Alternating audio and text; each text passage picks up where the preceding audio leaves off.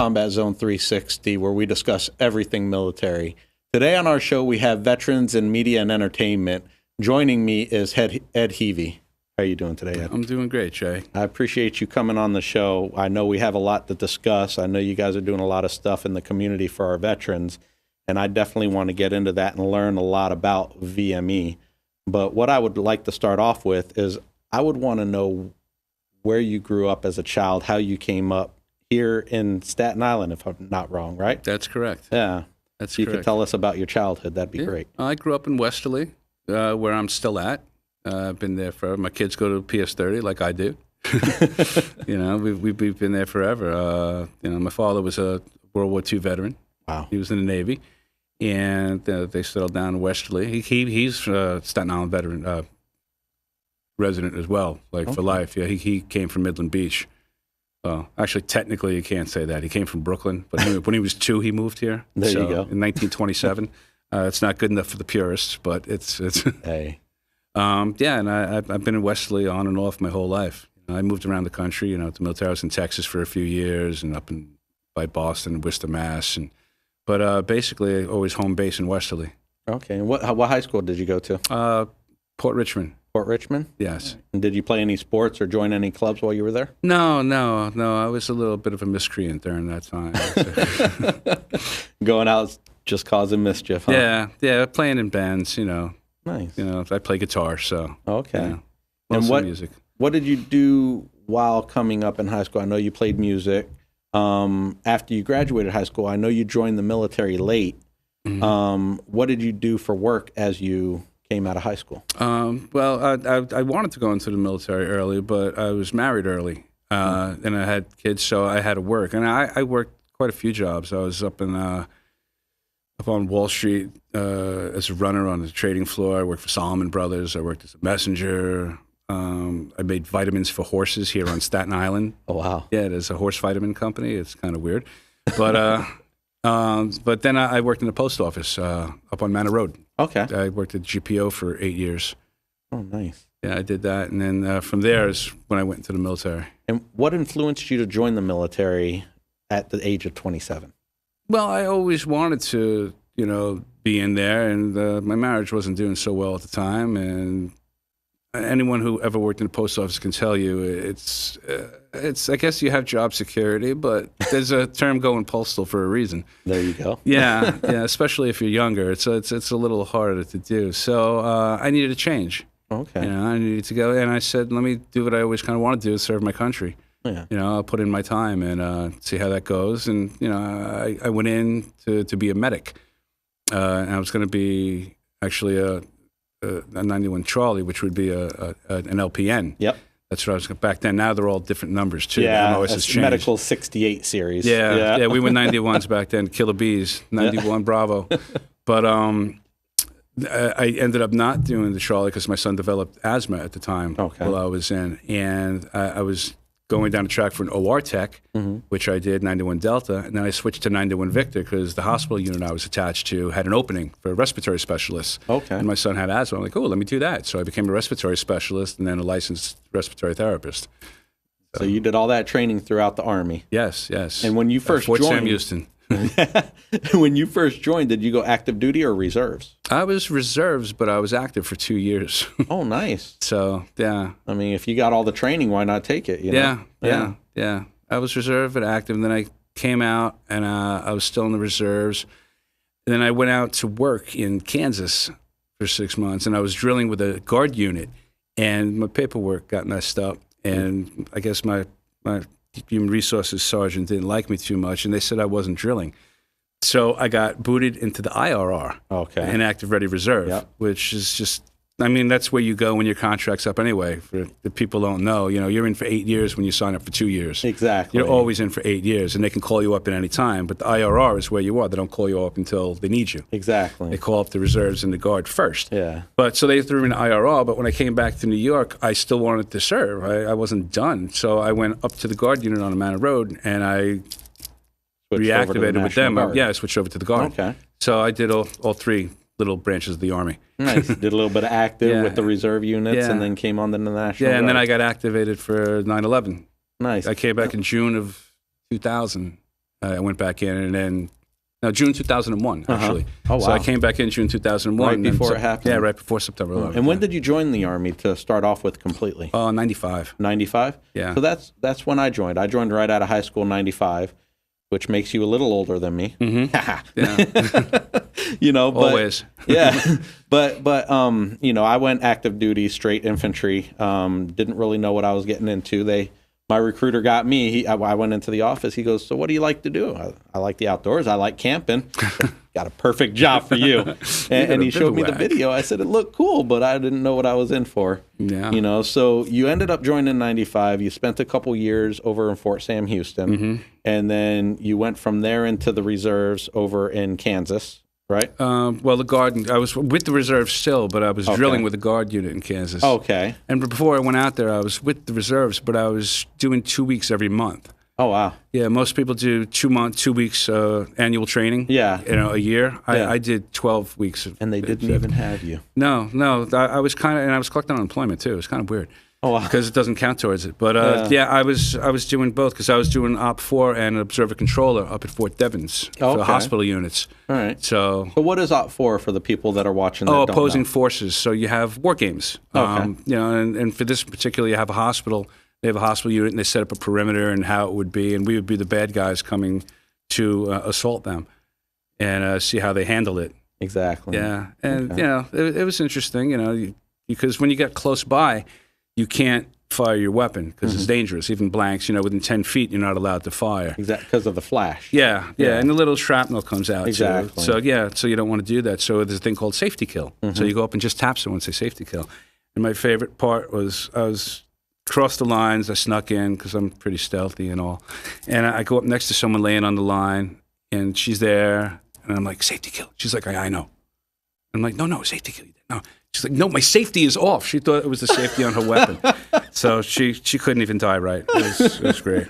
Hey, that's the reserves for you. But that was yeah. But that's what they needed training for. Yeah, exactly. How long did you end up doing in the military as a whole? 10 years. 10 years? Yeah. And what made you get out? What influenced you to get out of the military? Well, it was 2004, and I've been basically active since 2001 at that point. And I was still running my business as a respiratory therapist. I was doing home care.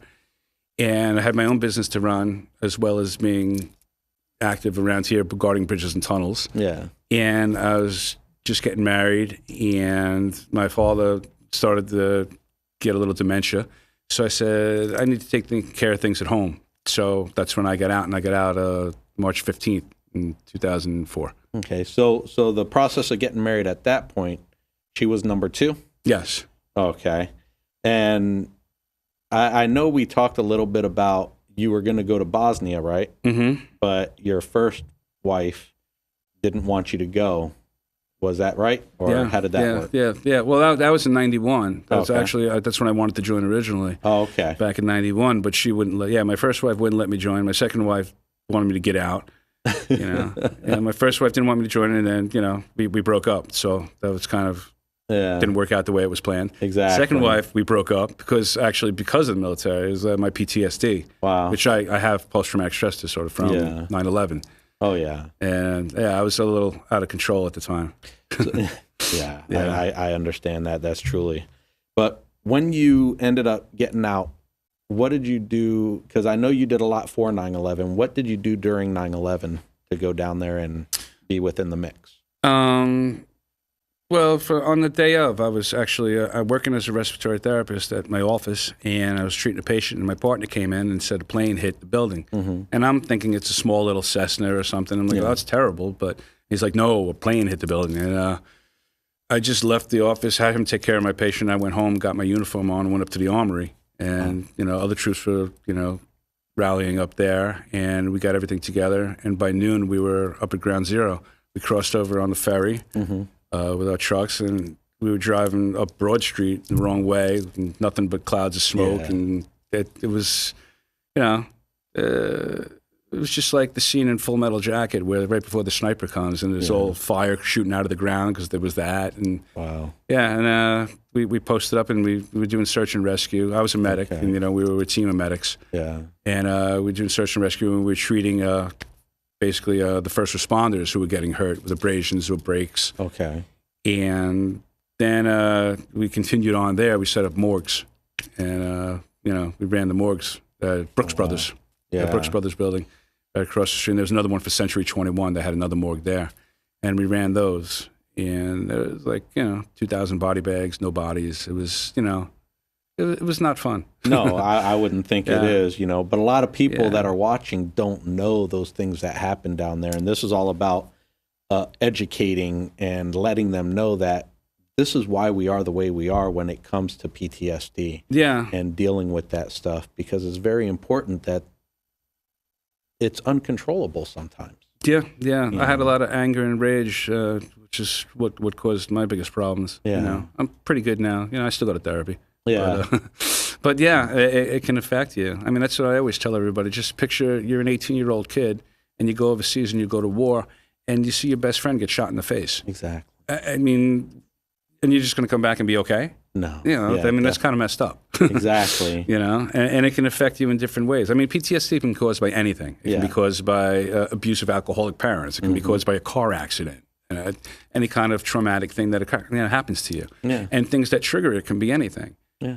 I just did a short film that I wrote and directed in a minute. And Which I got to see, and it was amazing. Yes. I really enjoyed it. And that's the reason I did it, is to thank you. You're welcome. But to let people know that they're not alone, but also to let the general public see what it's like in a day in a life. Exactly. You could just be sitting there digging in the garden, and next thing you know, you're back on the field. Yeah. A noise can trigger it, a smell can trigger it, anything. So. Especially fireworks. Yeah, I mean, fireworks in particular. Yeah, they can be very bad. And you don't even you seem normal and fine, and then all of a sudden you're not. No, I've dove underneath a couple of cars, throughout my lifetime. Yeah. Just because of cars backfiring or fireworks going off or those sudden sounds that kind of kick you back right in action. Or when even you're in seeing combat. like a laser pointer. Yeah. Because then you think someone, over there has a laser. And Exactly. It's like, what? Don't play with that thing. No. But no, people don't know. They just think it's a little fun thing. But that could be a big trigger. Yeah. It could. There's a lot of things that people don't realize that can trigger PTSD. Have it be somebody who was abused as a child. Mm-hmm. Just somebody yelling at them can trigger that. Yeah. Alcoholics, people just drinking can trigger those thoughts of, this is what could happen, and I know it's a huge realm of what it can go into. Yeah. And it's like, it's not just for soldiers, but it's for civilians. It's for everybody. Yeah, and that's the thing. I try and spread the awareness of it, because there's always a stigma attached to it. You're weak. Exactly. You can just suck it up and drive on, soldier. And that's what a lot of people think about the soldiers. You're strong. You're a soldier. You fought for this country. Yeah. PTSD shouldn't affect you. Yeah, but you should be strong enough. Yeah. Yeah, but it's not about strength. No. It's just like having a bad back. You can't power through it. Your back goes out. It's out. Exactly. And the same thing with PTSD. It's if you get triggered, you get triggered. And it doesn't matter how tough you are. It can happen to anybody. Oh yeah. Like me, I didn't particularly sit in a corner and cry. I would get angry. Yeah. And violent. And overreact to things. Oh yeah. And I'm like, oh my God, this dish is in the sink. Whoa! It was. Dude, it's a dish. Relax. Yeah. So. But yeah, and it can be tough. People aren't alone. There's a lot of people that have it, and it's good to talk about. Exactly. It's just nothing to be ashamed about, embarrassed by. It happens. And just like today, I can't watch war movies from this era. Mm-hmm. I can watch World War II. I can watch Vietnam. I can watch ones that I didn't see firsthand. But American Sniper, I never watched the movie. I'm not able to. I end up getting, I was watching this movie with my father one time, and a scene like that came up, and my leg just started going a mile a minute. And he's a Vietnam veteran who, also has really bad PTSD. And he had to grab my leg and stop it from shaking, because then he was getting worked up. Mm-hmm. And it was funny though, because he was at about 70% disability until I called him up and said, hey, Dad, I'm going to Iraq. And then everything he got from Vietnam just reacted. And they ended up forced retiring him out of the police department. He did their computers, the sheriff department. and VA put them at 100% because everything just came back because I deployed. Yeah. So it was rough. Now, I want to get into this organization that you're a part of, VME. Mm-hmm. Could you tell us a little bit about it and how it's helping veterans within the community and what you do through VME? VME was based out of LA originally, and I'm the head of the New York chapter. VME stands for Veterans in Media and Entertainment, and we're a fully volunteer organization. And what we do is try and help people who are in the military or presently still serving transition into the world of media and entertainment. The military is basically set up the same way as the industry is. There's a chain of command. There's a hurry up and wait. It's all the same. So it's not that far of a fetched idea that people from the military would be ideally set for this industry. Mm-hmm. I mean, we know how to take orders. We know how to act independently and as a team, and you need all those skills. So what we do is we try and facilitate different ways for people to come in. We have internships with like Lionsgate. Oh, wow. You get people jobs as PAs on HBO shows. I personally just got a commercial that I met through someone with VME, and I'm doing a commercial for USAA. And we try and get people networking, and help them to train to, find out what the industry is about. There you go. So you're doing this commercial for USAA. Yes. You do not look military right now. Would you tell me? If I put it up a little bit, I could be a SEAL. There you go. A little Delta Force. Would you tell me you get cast a lot as a homeless person? That's as long as you look homeless, you'll never be homeless. That's it. As long as I look homeless, I will always have a roof over my head. There you go. So what are you doing within their commercial? What part are you playing? It's a casualty and property. I'm not quite sure exactly what it is. I believe I'm just setting up and playing my guitar in a cafe, just in a don't coffee let them shop. cut your hair. Yeah, no, they might trim it a little. We'll see. But no, if they're paying me, they can cut and shave. That's fine. There you go. I don't do it on my own. I let other people do it for me. That's been working fine for me. Hey, it's a free haircut every time. Yeah. I don't mind being clean shaven. I mean, I just did the short film. I shaved down for that. Last year I was clean shaven, military buzz cut. Wow. Look a little different. There you go. But I find it amusing too when people see me. They look at me a certain way. And they're like, what do you do? Oh, I'm like an actor and a stuntman. They're like, oh, so now it's okay to be homeless. That's great. Exactly. Thanks. Yeah. So I know you've told me one film that you were in, and I know a lot of people would know about it. What did you do with Teenage Mutant Ninja Turtles? I was a foot soldier. Foot soldier? Yeah, one of the Foot Clan. We ran around and got beat up by the turtles through the whole movie. 45 days on that shoot. Wow. And that was pretty good, and that's pretty much how I got into the stunt world. Wow. So. Yeah, you were able to meet a lot of other stunt. Yeah. And for military people with that, a lot of stunt work, you move tactically. You know how to move and look like, you're not like gangster style with the guns. Yeah. So, you know how to clear a room. You know how to move properly. You know how to do all so when they're filming, the scene looks realistic. Yeah. So military transitions right into that. I mean, a lot of stunt people that basically... Either they start off doing shows or they're some kind of expert in something. They're martial artists, gymnasts. Everyone's like Olympic level, skilled, really, impressive in what they bring to the table. Professional motorcycle races, cars. Everyone has specialties. And my specialty would have been, basically, moving military. Yeah. Anything with weapons, that's what I know how to do.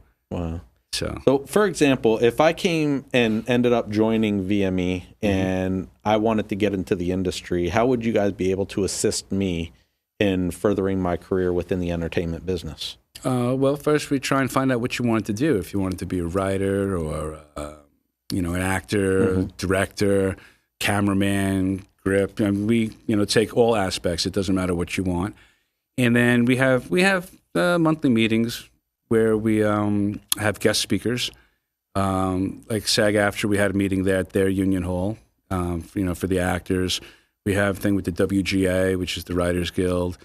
And we try and place you with mentors that would, try and lead you in the right direction. Nice. Yeah, and we have some hookups with the industry is very military friendly right now. Yeah. Very veteran friendly.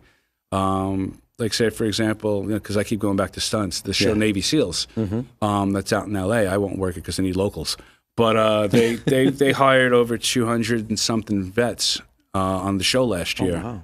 For doing stunt work. Yeah. That's Julie Michaels and Pee Wee Piedmont, the coordinators. They're very big. Actually, I got hired by Pee Wee to work on Person of Interest. Okay. Because he was out here covering for the stunt coordinator who became director for that episode. So he was covering, and he wanted to get a veteran. So he reached out to VME in LA, and they knew me. So that's like how the networking works. There you go. Like, oh, we're hiring a vet who does stunts in New York. Oh, that's Ed Heavey. I'm like, okay, there you go. So that works out. So that basically that's how we do it. A lot of networking, and people come to us, and they're looking for people. They want real vets. They want to hire a real veteran. Yeah. And we can connect them. There you go. Yeah. Now I know it was established in L.A. Mm-hmm. Now, how is it set up in L.A. that's different from New York or Washington D.C. or anywhere else? They're bigger. They've been around longer, and they have more volunteers. It's a whole volunteer organization here in New York. We only have 2 of us running it right now. Okay. Which has been okay, but now we're growing. It's getting a little harder. And if I'm busy doing stuff, like I'll be in LA next week, it's going to be harder for me to do stuff for things in New York. Yeah. But they're a little bigger, but basically it's the same. LA just has a little bit more opportunity than we do at this time because they've been building their network longer than we have. Okay. So, but out here, like I said, we have, we're working with the WGA, the DGA, and SAG-AFTRA, the unions, and IATSE 52, for people who want to be carpenters or grips or, props. So, yeah, but we're building. Hopefully we'll overtake them because New York has a really strong, industry presence now. A lot of shows film out here. Exactly. So it's good. Exactly. Now, when you guys end up doing, networking with these shows or different people within the entertainment business. For example, the gentleman that called LA to contact you out here, is it that you guys aren't as well known yet to where he just couldn't contact VME out here directly at first? Actually, back then, the New York chapter was relatively, that was before I was in charge of it. Oh, not that I made it better, but that was back then. That was probably 6 years ago. Mm-hmm. Yeah, I've been fully involved in about 5 years now. Okay. But yeah, it was about 6 years ago. So yeah, they didn't know who to contact here, but they heard of VME. Gotcha. So they actually, one of the members, Jody Hart, out there, that's who they knew. Okay. So they said, oh, and he had a thing called combat casting too. Ah. So, and it was basically for background and stunt people who were veterans. Yeah. He did that, and VME does that now too. So. Okay. Now, if somebody that's a veteran wanted to get into the industry with you guys or contact VME to become a part of you guys, how would they go about doing that? Go to the website. It's vmeconnect.org. It's vmeconnect.org. And sign up. Basically, you need a DD-214 to join. Okay. The biggest thing that we have is stolen valor. Yeah. That we have that we don't like. And stolen valor, for those who don't know, are people who say they're in the military and they really weren't. And a lot of times, especially with, like, say, background actors or even regular actors, they say they're in the military because it's, I'm going to go for that part. Mm-hmm. But they want real veterans. They don't want fake. So stolen valor would be like, you're lying about saying that you served over in Iraq or Afghanistan. Yeah. So we, verify everyone is a legitimate veteran by getting that DD-214, which is your discharge papers. Mm-hmm. And, once you sign up, there's the website has little groups, and we also have a Facebook presence, the VME New York, VME LA, VME Casting. There's a bunch of little groups on Facebook. Not everyone does that, but yeah. And then we have our meetings every month. So. All right. And where do you guys hold your meetings at? Which area? We float around here in New York. We have it at SAG-AFTRA. We've been having them at Gibney Dance Studio downtown. We were doing it at New York Film Academy in the Battery Place. So it's kind of like one of those secret parties where you get the location 24 hours out. Yeah. And it's in code. Yeah. And in LA they do it at the American Legion. Okay. That's where they've been doing it for the last few years. They're stable there. We here like to float around because it's. I find it's also interesting to go to the different guilds. Like, you have a meeting at the Writers Guild. You often don't go there, especially if you're not in the WGA. You're not allowed to go there. But they let us in because they're veteran friendly, and burgeoning writers want to be there. It's a good place to find the entryway. Yeah, no, and we mix it up for our members. That way, it's not always just acting. Yeah, and it allows you guys to network also while you guys are there. Exactly. You guys can say, "Hey, you're a writer. This is," introduce them. So that's great. Now, if you had a soldier or a civilian that came up to you and asked you, your advice on the military, a young high school kid, and he said, "Hey, I'm thinking about joining the military," what would your advice be? Run. Run. Re-up, you're crazy. No, I would recommend it for everybody. I think everyone should do a couple of years right out of high school. It teaches you discipline, respect, camaraderie, independence. Yeah. A lot of kids can't make their own bed. Not that I make my own bed anymore anyway, but but it does. It teaches you how to do basic skills. Doing laundry. How to work with others, and it can open up careers for you. You can go into the medical field, whereas otherwise you might not be afforded that opportunity. Oh, exactly. There's a lot of jobs in the Army or the military. I would say join the Air Force. Exactly. Because, they got it made. Yeah, I know. I did a show earlier called 4-Star Training. I was talking to a Air Force recruiter, and I'm like, I heard this rumor that when you guys go to the field, you guys stay in 4-star hotels.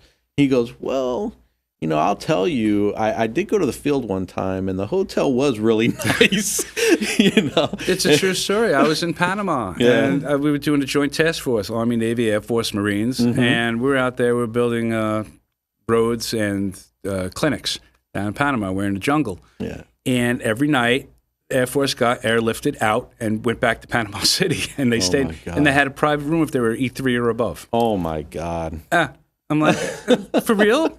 I'm sitting here with tarantulas crawling on my face, and you're in a hotel. Yeah. They get treated nice. They're smart. Yeah. That's why you're a grunt, and they were in the Air Force. Exactly, and they do get treated nice. Yeah. So if somebody wanted to get a hold of you, is there an email that they could actually send you an email to talk to you and see if this is a good move for them? Yeah. They could reach me at ed.heavey. That's ed.heavey, V as in Victor, EY, at vmeconnect.org. Okay. And also, if they go onto the website and they fill out the paperwork, you're the one that would get the information, or who would get that? Oh, no, that's an LA person. I don't do that. But yeah, if they wanted to connect with me, they could do that too. If you're just signing up, you could put my name down, and or if it's a New York person, I'll end up knowing about it. Perfect. Yeah. Perfect. So yeah, we'll see where that goes. Off that note, I mean, the military was what helped you get your business started. Yeah. The military helped me do my medical business, and then after that, the entertainment industry. But on that note, Ed, I'd really like to thank you for coming onto the show and educating the viewers about VME and what you guys are all about, how you guys help veterans. Sure, my pleasure. And I would love to have you back one day. Oh, that would be great. Yes. And thank you for tuning in. And until next time, make sure you thank a veteran.